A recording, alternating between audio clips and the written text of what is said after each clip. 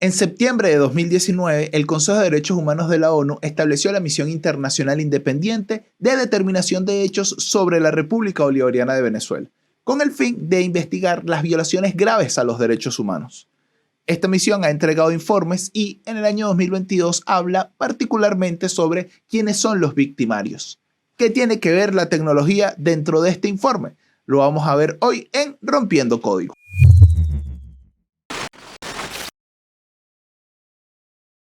Casi siempre hacemos este podcast con cortes, con memes, con algunos chistes. Esta vez no hay ánimos de hacer eso. Y no hay ánimos de hacer eso porque lo que dice este informe es bastante grave sobre lo que está pasando en Venezuela. De las primeras cosas que queremos comentar hoy es la vigilancia por parte de las instituciones del Estado, en particular la Dirección de Contrainteligencia Militar, DGCIM, y el Servicio Bolivariano de Inteligencia, SEBIN. Entonces, en el párrafo 76 dice que según varios ex empleados de la DGCIM, el proceso de recopilación de información comienza con la recepción de información sobre un objetivo, ya sea a través de una delación, fuentes militares, la red de informantes de la DGCIM, la infiltración en sectores de la oposición o la vigilancia telefónica y digital, a menudo sin orden judicial. Esto habla sobre lo que hemos estado denunciando muchas veces quienes somos defensores de derechos digitales dentro de Venezuela, cómo se obtienen grabaciones ilegales por parte de cualquier tipo de activista o dirigente político de oposición que muchas veces son mostradas en televisión abierta. Sigo leyendo. Un ex empleado de la DGCIM dijo que esta mantiene una red de informantes en todo el país que ha penetrado prácticamente en todas las unidades militares. Los y las informantes se seleccionaban entre muchos rangos diferentes y se encargaban de vigilar a sus compañeros en busca de signos de disidencia. Dentro de la DGCIM, las diferentes direcciones tenían sus propias redes de informantes, pero se compartían información entre sí. Es decir, si ustedes creen que el Estado invierte suficientes recursos como para vigilar activistas, defensores de derechos humanos, políticos de oposición, también invierten recursos en vigilarse ellos mismos, como dice este párrafo, habla de buscar signos de disidencia.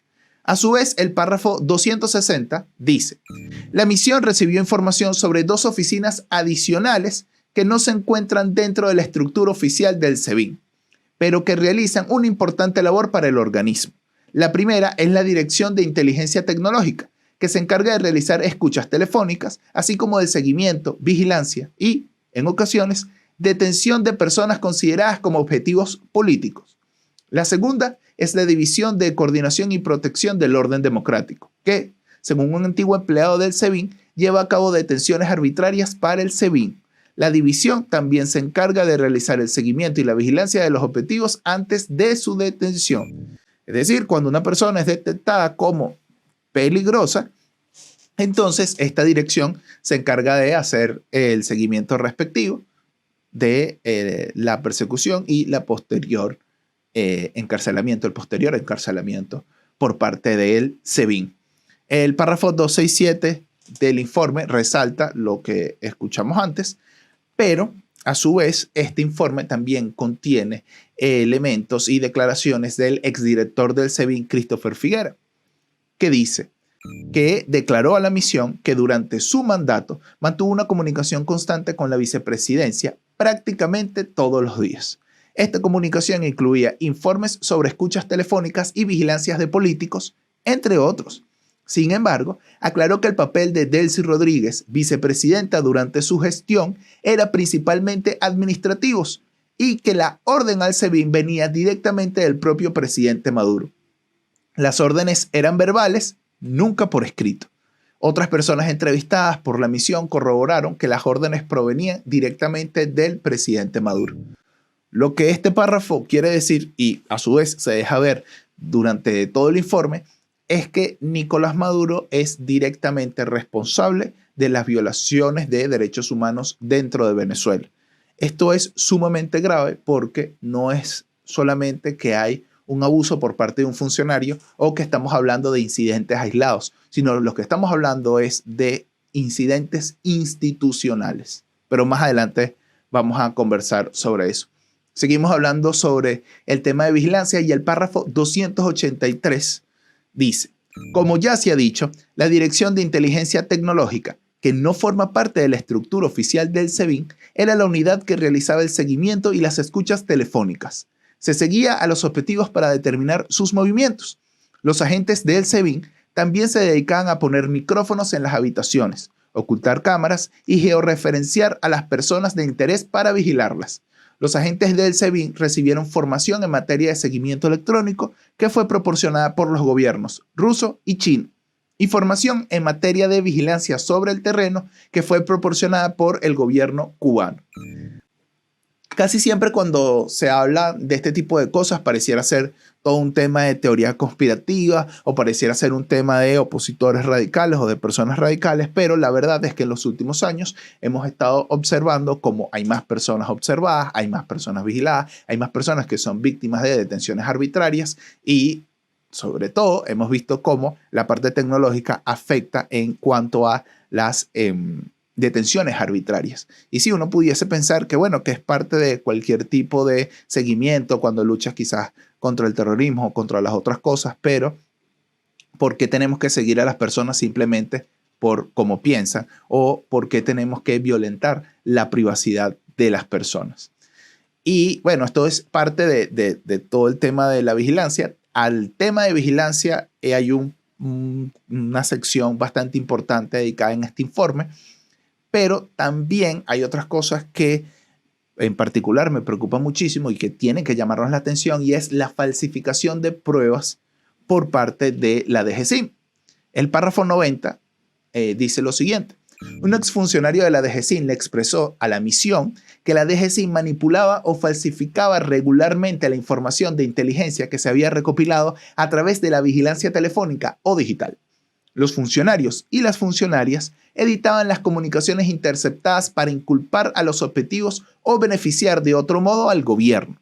En un ejemplo, la DGCIM manipuló la conversación telefónica de un funcionario de la Fuerza Armada Nacional Bolivariana para presentarlo falsamente como participante en un complot para liberar a un líder de la oposición encarcelado.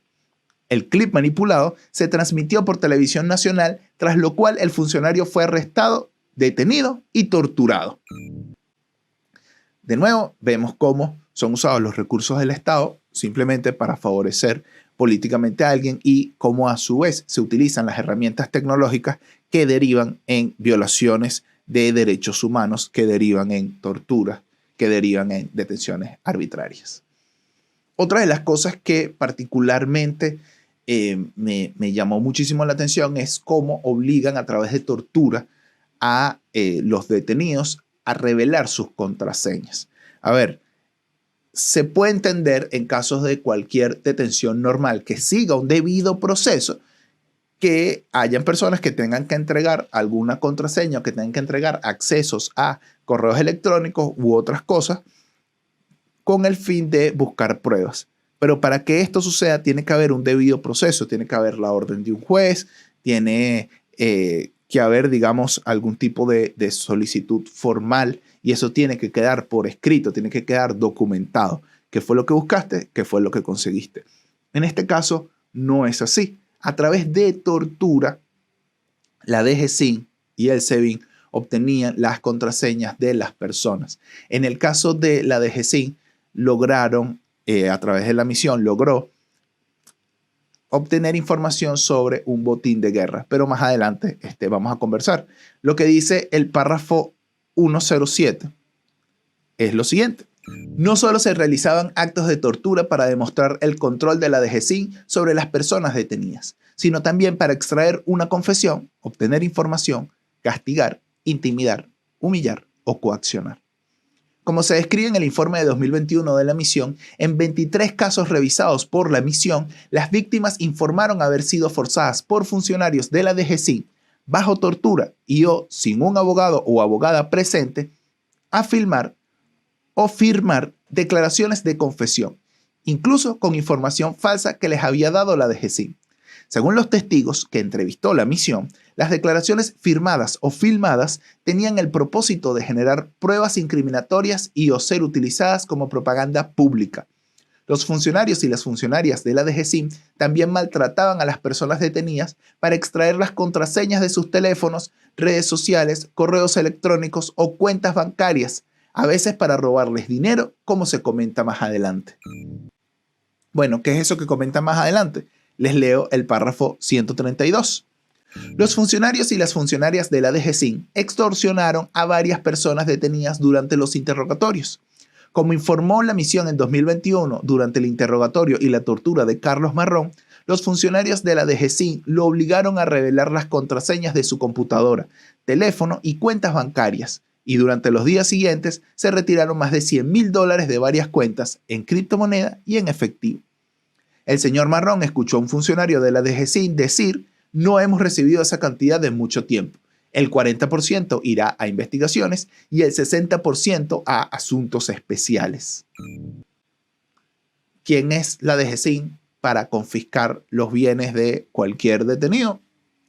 No lo sabemos, y lo peor de todo es que esto no es lo más grave que sufrieron los detenidos de forma arbitraria por parte de la DGCIM, según lo que dice este informe. Vámonos también al párrafo 187. Según varias fuentes, entre ellas 2 ex empleados de la DGCIM, los bienes incautados durante las redadas y las detenciones se sumaban al llamado botín de guerra de la DGCIM y se distribuían posteriormente entre los funcionarios, muchos de los cuales dependían de esto como su principal fuente de ingresos. Dichas redadas y confiscaciones ilegales durante las detenciones se llevaban a cabo con la aprobación del director de la DEIPC. Esto es sumamente grave porque no se trata de cosas aisladas que sucedieron. No, se trata de la conducta institucional de la DGCIM y cómo esta es avalada por los altos directivos. También el SEBIN hace lo mismo. Vámonos al párrafo 294. Los agentes del SEBIN interrogaron a los detenidos sin abogados y o se negaron a permitirles contactar con abogados cuando lo solicitaron. Durante los interrogatorios de los agentes del SEBIN, los detenidos solían ser interrogados sobre sus conexiones con políticos de la oposición de alto nivel, su participación en protestas políticas, su recepción de financiación internacional o su participación en supuestas conspiraciones u otros delitos contra el gobierno. También se obligaba a las personas detenidas a firmar declaraciones bajo coacción o tortura. Además, se coaccionó a personas detenidas para que revelaran las contraseñas de sus redes sociales y cuentas de correo electrónico. De nuevo, vemos que esta práctica no se trata solamente de una institución, sino que también hay otra que lo aplica, y aquí, bueno, se deja ver cómo es sistemática esta práctica. Más adelante, en el párrafo 456, leemos: un testigo entrevistado por la misión confirmó que las personas que participan en la comisión de violaciones y delitos obtienen recursos económicos y que es esta la razón de su lealtad. Según otro testigo, el salario de los funcionarios de la DGCIM puede ser tan bajo como unos $10 por mes. Los funcionarios de la DGCIM supuestamente complementan estos ingresos sustrayendo bienes durante las redadas. Los que intervienen en las redadas tienen la oportunidad de robar dinero en efectivo, joyas, electrodomésticos, ropa, anillos de boda, cámaras, coches y otros artículos. En un ejemplo comentado anteriormente, los funcionarios de la DGCIM obligaron a una víctima a revelar las contraseñas de su ordenador, teléfono y cuentas bancarias y, durante los días siguientes, retiraron importantes cantidades de varias cuentas, en criptomonedas y en efectivo. Los funcionarios también han sido acusados por las víctimas de apropiarse de bienes inmuebles de ciudadanos particulares. De nuevo, vemos cómo es una práctica sistemática. De nuevo, les repito, no se trata de un funcionario, 2 funcionarios que se sobrepasaron. No, se trata de una práctica institucional de acuerdo a lo relatado en este informe. Y también parte de las prácticas institucionales eran grabar videos de las torturas, tal como dice el párrafo 177, en donde, bueno, se establece que un alto funcionario del DGCIM grabó cómo torturaban a una persona, y las declaraciones bajo coacción. En las declaraciones bajo coacción tenemos el párrafo 295, donde las víctimas describieron haber sido obligadas bajo coacción por agentes del SEBIN a filmar declaraciones en las que se incriminaban en actos que no habían cometido, muchas de las cuales fueron hechas públicas posteriormente por figuras políticas de alto nivel, como señaló la misión en sus informes de 2020 y 2021. Y aquí hay unos ejemplos en el informe donde habla. Tras la captura del 4 de mayo de 2020 de los presuntos participantes en la Operación Gedeón, el entonces presidente de la Asamblea Nacional Constituyente, Diosdado Cabello, publicó en Twitter un video en el que se veía a uno de los detenidos, Josnar Adolfo Baduel, respondiendo a preguntas potencialmente autoincriminatorias, mientras el director del SEBIN, Gustavo González López, le hacía preguntas sin la presencia de un abogado. Otro caso. El 7 de agosto de 2018, 3 días después del ataque con drones contra el presidente Maduro, que tuvo lugar el 4 de agosto de 2018, los agentes del SEBIN detuvieron al diputado de la Asamblea Nacional, Juan Carlos Requesens, a quien mantuvieron incomunicado durante la semana siguiente. Durante esa semana, Jorge Rodríguez, entonces ministro de Comunicación, presentó otro video de interrogatorio, esta vez del señor Requesens. Como se señala en el informe de la misión de 2020, su familia y sus abogados sospechan que el señor Requesens había sido drogado antes de filmar el video, posiblemente con escopolamina o un derivado para inducir un testimonio. Otro incidente. En octubre de 2020, funcionarios de la Policía Nacional Bolivariana detuvieron al periodista Roland Carreño y lo llevaron a un estudio de sonido en el helicoide, SEBIN, donde lo obligaron, sin la presencia de un abogado, a filmar declaraciones de confesión. Los videos fueron reproducidos durante una rueda de prensa del exministro de Comunicaciones y entonces líder del partido PSUV, Jorge Rodríguez. Otro incidente que reportan. Un detenido dijo que los agentes del SEBIN le exigieron que grabara varios mensajes de audio de WhatsApp en los que decía que había recibido financiación internacional y que tenía conexiones con el político opositor Enrique Capriles. Los agentes del SEBIN le dijeron al detenido la información que querían que grabara y lo obligaron a realizar la grabación varias veces. Una vez que el supervisor de los agentes estuvo de acuerdo con la declaración, esta fue enviada al programa de televisión Con el Mazo Dando de Diosdado Cabello, donde fue emitida. Otro párrafo también señala en el párrafo 302. Como la misión ha señalado anteriormente, la tortura y los malos tratos se llevaban a cabo por lo general en los primeros días de la detención, antes de las comparecencias iniciales ante el tribunal, mientras el detenido estaba incomunicado. Los actos solían cometerse durante los interrogatorios para extraer confesiones o información, incluidas las contraseñas de teléfonos y redes sociales, o para obligar a una persona a incriminarse a sí misma o a otras, en particular a líderes de la oposición de alto nivel. 2 exdetenidos afirmaron que los guardias pueden haber sido incentivados a torturar para quedar bien con los de arriba, dado que tales prácticas se consideraban un signo de lealtad y se recompensaban con el acceso a formaciones y ascensos. Vemos, de nuevo, que no se trata de hechos aislados, sino que se trata de una política sistemática. Y evidentemente, ahí hay una prueba de lealtad. Cuando tú eres capaz de torturar a una persona para favorecerte, para favorecer el status quo, el estatus político de una persona o de un grupo de personas, evidentemente te van a considerar para cosas como formaciones, como ascensos, como un mejor salario, etcétera, etcétera. Una de las cosas que a mí más me hace ruido y me molesta del informe, me molesta que suceda, ojo, no me molesta que esté retratado en el informe, evidentemente, es cuando se habla de agresión sexual. La cantidad de casos de agresión sexual en el informe es abrumadora y cada relato es peor que el siguiente. O sea, todos los relatos son muy crudos, son muy feos. Es demasiado degradante todo lo que le hicieron pasar a las víctimas, tanto hombres como mujeres, mientras estaban detenidos. Y yo voy a leerles el párrafo 315, que tiene algunas de estas cosas. El párrafo 315 dice: entre los ejemplos concretos de violencia sexual y de género perpetrados por los agentes del SEBIN se encuentran los siguientes. Una detenida dijo que 2 agentes masculinos del SEBIN le dijeron: vas a hablar, mira, los 2 te vamos a follar, te vamos a dar por el culo. También le dijeron que le darían una descarga eléctrica si no colaboraba. En al menos 2 ocasiones, durante los registros, Agentes del SEBIN penetraron a las detenidas con sus dedos en busca de contrabando o teléfonos móviles. Las detenidas fueron sacadas al pasillo y obligadas a desnudarse delante de los guardias. Los agentes del SEBIN patearon y abofetearon a un detenido varón con la mano abierta, dejándole marcas. Lo llamaron maricón y amenazaron con violarlo, diciendo que iban a traer al negro que tenía un pene enorme para violarlo y que se preparara. También le pasaron una foto de su novia y le dijeron que era guapa y que también la violarían.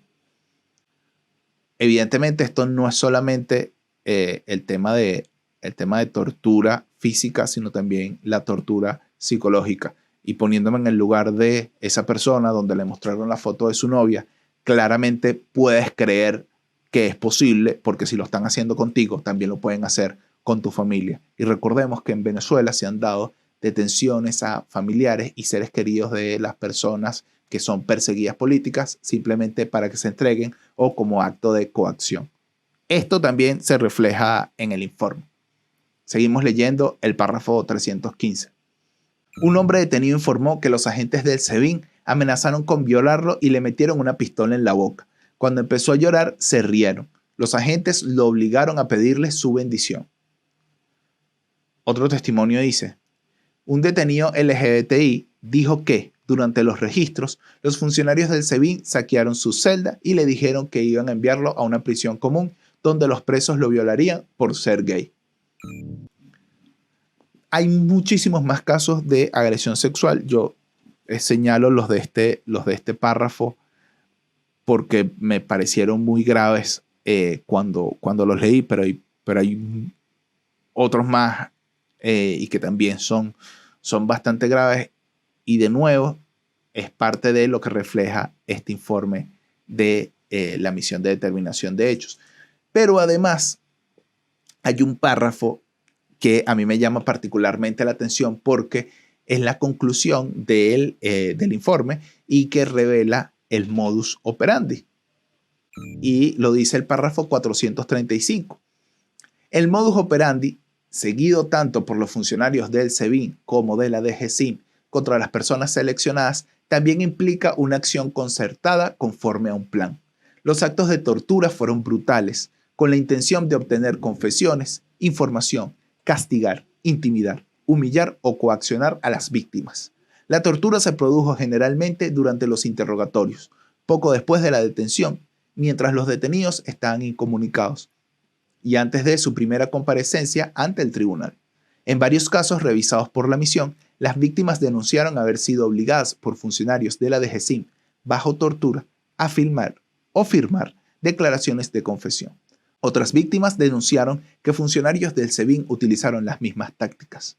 Las declaraciones filmadas fueron preparadas con el fin de generar pruebas incriminatorias como confesiones u obtener información, incluyendo contraseñas de teléfonos y redes sociales, incriminando a otros, en particular a líderes de la oposición de alto perfil y o con fines de propaganda pública.